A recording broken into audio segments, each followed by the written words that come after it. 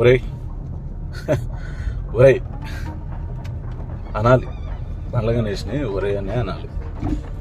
ఎందుకంటే ఆయనకి పవన్ కళ్యాణ్ని ఎవరైనా ఏదని అంటే పొడుచుకుని వస్తుంది కాబట్టి ఆయన ఒరే అనే అనాలి.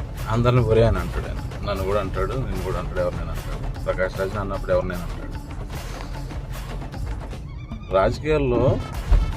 రాజకీయంగా పాలిటిక్స్లో ఉన్నప్పుడు ప్రజలు ఉంటారు, సామాజిక కార్యకర్తలు ఉంటారు, సామాజికవేత్తలు ఉంటారు, విశ్లేషకులు ఉంటారు, ప్రశ్నిస్తారు. చేతనైతే సమాధానం చెప్పాలిరా బండ్ల గణేష్. 420 బండ్ల గణేష్ నీకే సమాధానం చెప్పాలి. చెప్పడం చేత కాకపోతే మూసు కూర్చోవాలి నీతో కలిపి.